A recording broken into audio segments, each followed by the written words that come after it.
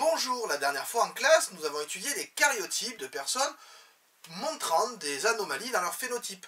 Et nous avions vu en étudiant ces karyotypes qu'effectivement il y avait des zones des chromosomes qui étaient manquantes, qui expliquaient la maladie, notamment la myopathie.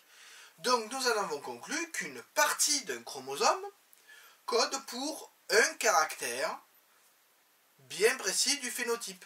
Cette partie de chromosome qui code pour un caractère, c'est ce que l'on appelle un gène.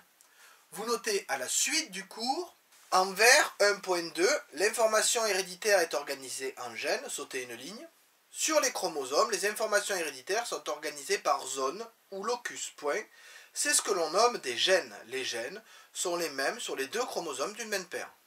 Point à la ligne, définition. Gène, de point, portion, entre parenthèses, morceau de chromosome portant une information concernant un caractère précis.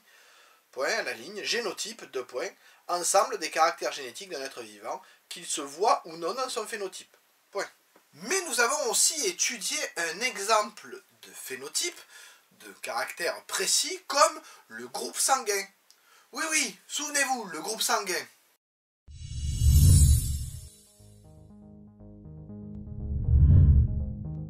Le groupe sanguin est une classification du sang reposant sur la présence de molécules situées à la surface des globules rouges, les antigènes.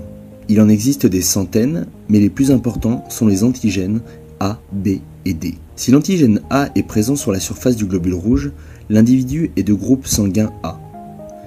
Si c'est l'antigène B, il est de groupe sanguin B. Si les deux antigènes A et B sont présents, il est de groupe AB. S'il ne porte ni l'antigène A ni l'antigène B, il est de groupe sanguin O. L'antigène D, lui, détermine le rhésus. Si l'antigène D est présent, l'individu a un rhésus positif. S'il est absent, celui-ci a un rhésus négatif.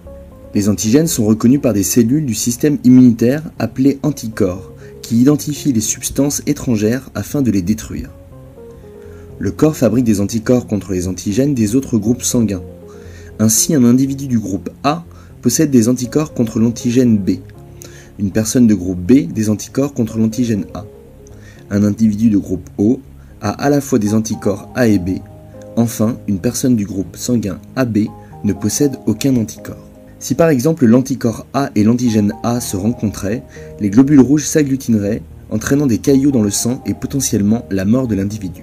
Voilà pourquoi lors d'une transfusion sanguine, le groupe du donneur doit être compatible avec celui du receveur. Une transfusion n'est possible que dans 3 cas. Le donneur et le receveur ont le même groupe sanguin, le donneur est de groupe O, ou le receveur est de groupe AB. Les parents transmettent les antigènes AB et O à leur enfant via le gène ABO situé sur le chromosome 9. Ce gène possède 3 formes nommées allèles.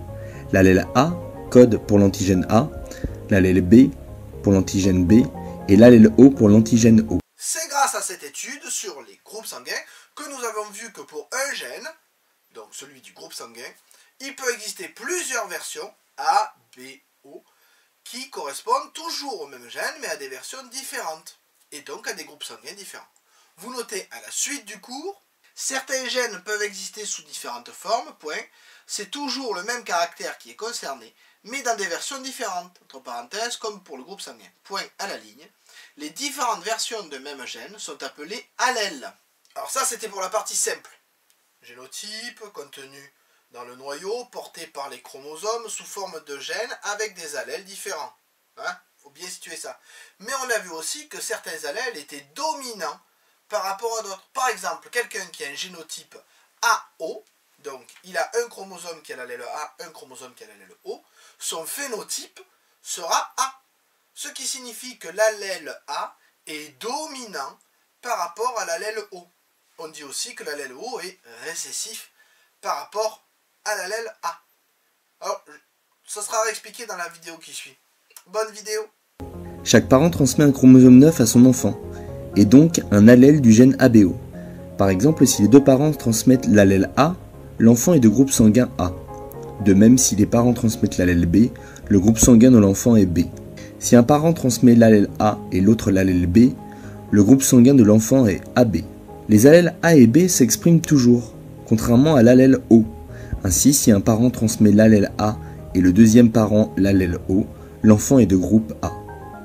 De même, si un parent transmet l'allèle B et le deuxième parent l'allèle O, le groupe sanguin de l'enfant est B. L'enfant peut être de rhésus positif ou négatif, sauf dans un cas, si les deux parents sont rhésus négatifs. Dans ce cas, l'enfant est forcément rhésus négatif. En France, la majorité des individus est A positif. J'espère qu'avec ces explications, c'est le plus clair possible. Alors vous notez la suite du cours. Les allèles ne sont pas forcément identiques sur les deux chromosomes de la même paire, point à la ligne. Certains allèles présents dans le génotype ne se voient pas au niveau du phénotype car ils sont masqués par un autre allèle, point. On parle alors d'allèles récessifs et dominants, point à la ligne.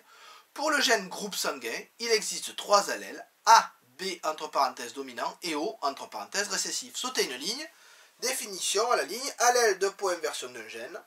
À la ligne, allèle récessif, version d'un gène qui ne se voit que si elle est présente sur les deux chromosomes de la même paire.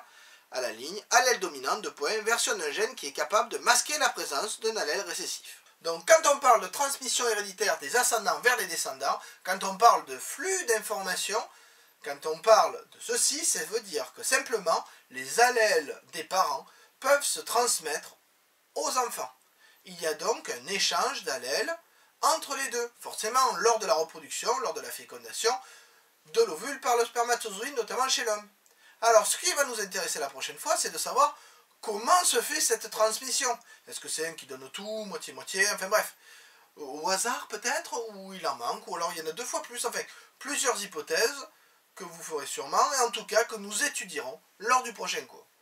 Sur ce, je vous dis à bientôt.